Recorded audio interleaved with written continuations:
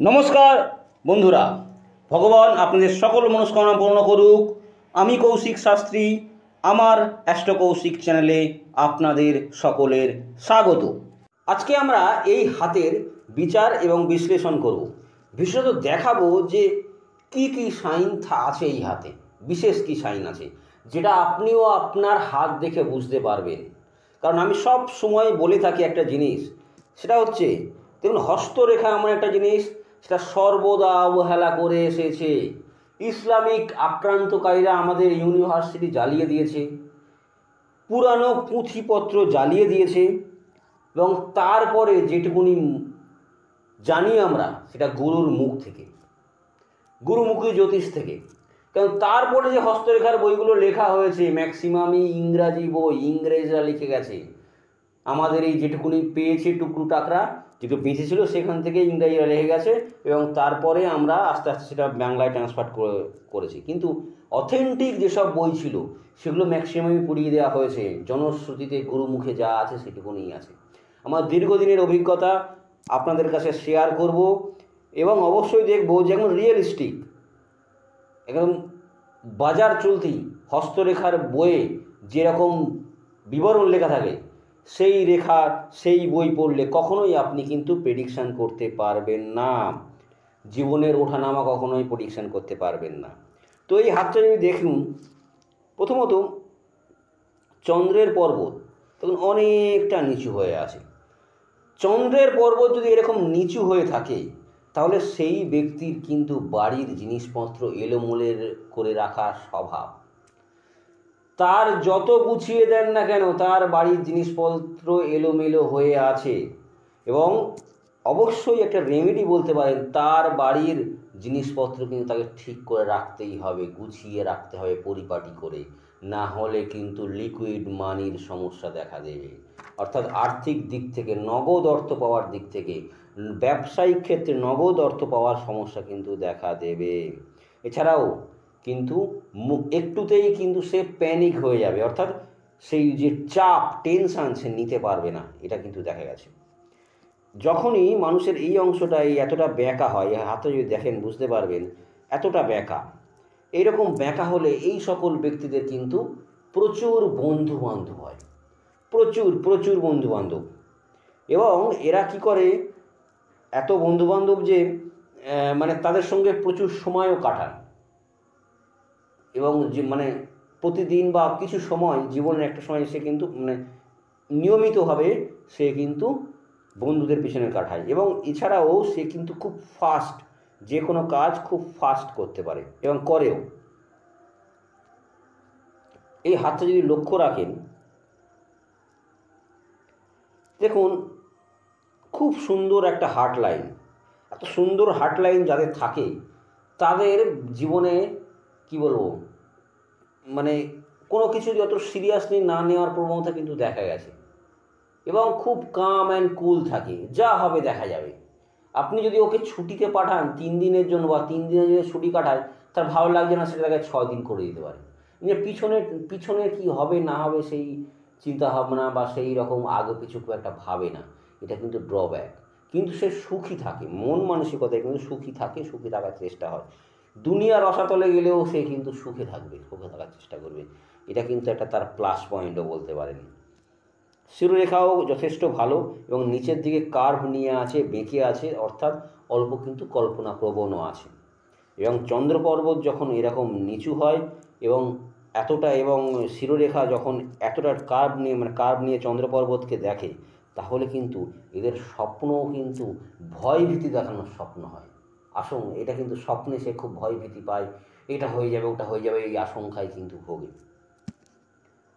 এবারে দেখব যেটা মেন জিনিস বলা, এই হাতটাকে লক্ষ্য করবেন, খুব অস্পষ্ট। এই যে ভাগ্যরেখা খুব অস্পষ্ট, খুব অস্পষ্ট, এবং এত অস্পষ্ট যে খুব একটা নেই। এর থেকে বোঝা যায় যে এই ব্যক্তির কিন্তু নিজের চেষ্টায় জীবনে উন্নতি করবে, বা নিজে যতটা বেশি চেষ্টা করবে ততটা বেশি সে উন্নতি করতে পারবে, এবং কোনো কিছুতেই সে বেশি দিন টিকবে না। দেখুন, ভাগ্যরেখা সবাই কিন্তু ওই ভাগ্যের উৎপত্তি বা ভাগ্য কতটা ব্রাইটনেস হবে সেই সব বলে। ক্লাসিক্যাল বইয়েতেও তাই লেখা আছে, কিন্তু ব্যাপারটা তা নয়। ব্যাপার হচ্ছে যেটা অপরচুনিটি দেয়, যে রাস্তা দিয়ে আপনি দিল্লি পৌঁছে যাবেন সেই রাস্তাটা হচ্ছে এই ভাগ্যরেখা। যদি এখান থেকে দিল্লি যাই বা যেখানে খুশি যাই, সেই যাওয়ার জন্য একটা হাইওয়ে দরকার, সেই হাইওয়ে দিয়ে সে যাবে, সেই রাস্তা দিয়ে যাবে। এই ভাগ্যরেখা হচ্ছে সেই রেখা যেটা আপনাদের জীবনের ভাগ্যের হাইওয়ে। কিন্তু যার নেই সে কি দিল্লি যেতে পারবে না? সে কি ভাগ্য উন্নতি করতে পারবে না? অবশ্যই করতে পারবে, কিন্তু রাস্তা যেহেতু নেই সেই রাস্তা নিজেকেই করে নিতে হবে। সেই নিজেকেই করে নিয়ে নিজেকেই এগিয়ে যেতে হবে। তার স্ট্রাগেলটা একটু বেশি, এবং কিন্তু এদিক ওদিক হয়ে যাওয়ার চান্সটা প্রচুর থাকে। অর্থাৎ মানে সে যদি চায় মানে এদিক ওদিক চলে যাবে, এই প্রবণতা কিন্তু এই হাতে দেখা যায় এবং দেখা গেছে।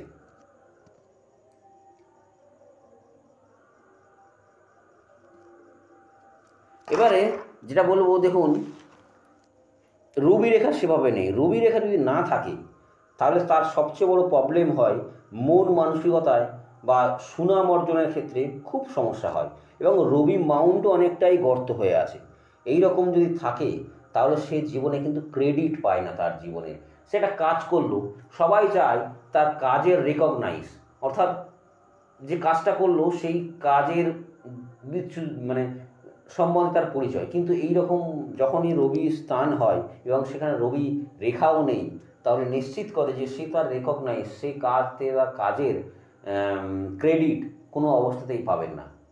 হয়তো কারণ কাজটা কেউ ভালো করলো, কিন্তু অন্য কেউ এসে সেই কাজের উপরটা জাস্ট তুলি চালিয়ে দিয়ে সেই নামটা কিনে নিয়ে চলে গেল। এতক্ষণ ধরে সেই কাজটা করলো, সেটার কোনো ক্রেডিট সে পেল না। এই রকম ব্যাপার হয়ে যায়, কাজের ক্রেডিট অন্য কেউ এসে নিয়ে যায়, নিজের যে পরিশ্রম সেটা কিন্তু পায় না। কিন্তু এখানে একটা জিনিস বলি যে বুধের পর্বত যথেষ্ট ভালো আছে, মাউন্ট যথেষ্ট ভালো আছে। এরা কিন্তু নিজের কথা মানুষের কাছে পৌঁছে দিতে পারবে, নিজের মনোভাব ভালো করে পৌঁছে দিতে পারবেন। এরা কিন্তু ভালোবাসার শো অফ করতে পারবে। দেখুন বৃহস্পতি পর্যন্ত এই হৃদয় রেখা গিয়েছে এবং বুধের অবস্থান ভালো, একেবারে নিশ্চিত করে যে এই সকল ব্যক্তিরা তাদের প্রেমকে শো অফ করতে ভালোবাসবে।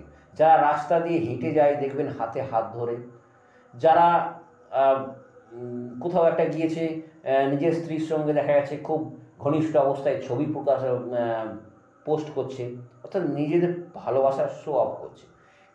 সেই সব মানুষদের হাতে কিন্তু এইরকম বুধ মাউন্ট যথেষ্ট ভালো, এবং অবশ্যই অবশ্যই হৃদয় রেখা বৃহস্পতি পর্যন্ত পৌঁছিয়ে যাবেই যাবেই যাবে, এটা একেবারে নিশ্চিত।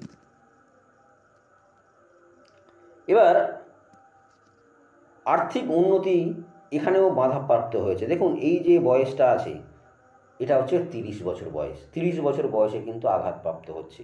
আর এই যে অনেকেই এটাকে কিন্তু বলবে যে মিষ্টি ক্রস।